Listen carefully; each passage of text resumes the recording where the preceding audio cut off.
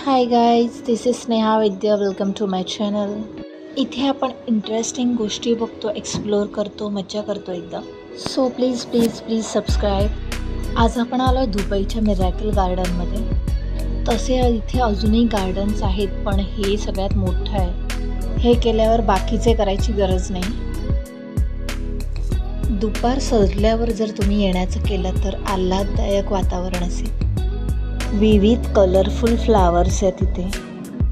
World's largest flower garden आहे हे. इथे येताना स्वतःची पाण्याची बॉटल नक्की कॅरी करा, कारण इथे 500 ml ची पाण्याची बॉटल 1400 रुपये आहे इंडियन करन्सीमध्ये. रादर ट्रॅव्हलिंग करताना नेहमीच मी असं सजेस्ट करेन की पाण्याची बॉटल तुम्ही तुमची कॅरी करा. इथे नॅचरल पाऊस पडत नाही. इथे आर्टिफिशियल क्लाउड सीडिंग केलं जातं आणि त्यातून पाऊस पडला जातो. सो पिण्याचं असं पाणी यांना अवेलेबलच नाही आहे. इथे राहणारी लोकंसुद्धा मोठमोठे पाण्याचे कॅन्स विकत घेतात. त्यामुळे पाणी एक्सपेन्सिव्ह आहे आणि फेमस ठिकाणी अजून जास्त एक्सपेन्सिव्ह आहे. तुम्हाला डे टू डे सारख्या शॉपमध्ये 5 लिटरचं कॅन मिळेल 100-120 रुपीजमध्ये.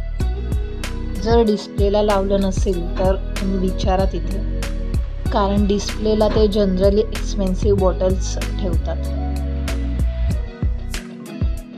या गार्डनचा मेंटेनन्स वेस्ट वॉटर रियूज करून केला जातो. प्रत्येक दिवशी सिटीचं जे वेस्ट वॉटर असतं ते रिफिल्टर करून गार्डनला वापरलं जातं. इथे एमिरेट्सची फ्लाईट बनवल्या फ्लावर्सने. हे गार्डन व्हॅलेंटाईन डेच्या दिवशी लॉन्च झालंय. यांची वॉल्ट डिझनी सोबत लायसन्सिंग डील झालेली आहे त्यांचे कॅरेक्टर वापरलेस म्हणून. या गार्डनने 3 गिनीज वर्ल्ड रेकॉर्ड बनवलेत. World's largest garden, more than 5 lakhs fresh flowers आहेत. Biggest flower structure in the world.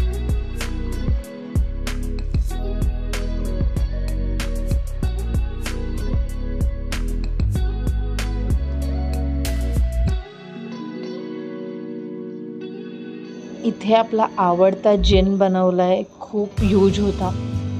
Chirag पण आहे. 1.5-2 तास इनफ आहेत इथे फिरण्यासाठी. दुबईमध्ये आलात तर नक्की या गार्डनला व्हिजिट करा.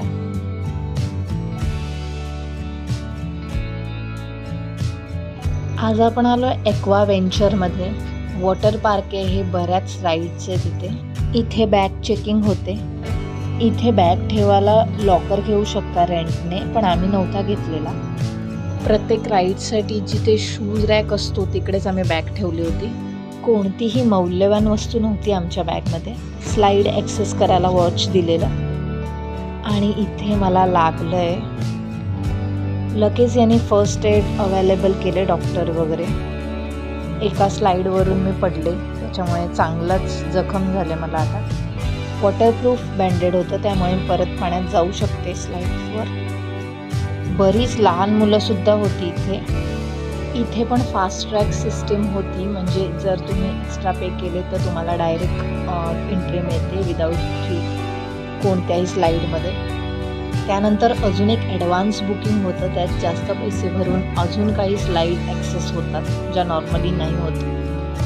इथे बीच ॲक्सेस आहे, त्यामुळे जर तुम्हाला स्लाईड्स करायच्या नसतील आणि नुसतं चिल मारायचं असेल तरी अवेलेबल आहे.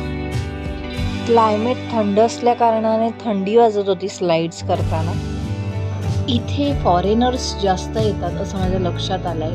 हार्डली 2% पर्यटक बाकीचे येतात. त्यांच्या एक्सचेंज रेटप्रमाणे त्यांना हे चीपेस्ट वाटत असणार. आपल्यासाठी 1 दिराम म्हणजे 24 रुपीज होतात आपले. गंमत म्हणजे इथे येणाऱ्या सर्व लेडीज, छोट्या मुली सर्वांनी बिकनी घातलेली. फक्त मी एकटीच इथे होती जिने फुल कपडे घातलेले, त्यामुळे सर्व माझ्याकडे बघत होते. टॉवेल आणायची गरज नाही, हे लोक देतात टॉवेल्स. हीच ती लेझी रिव्हर, त्यातून मी पडले. खूप वेगळ्या स्लाईड्स नाही आहेत इथे. या नॉर्मली इंडियात पण आहेत, ते पण आपल्याला चीपेस्ट प्राईजमध्ये अवेलेबल होतात. So you can avoid this place.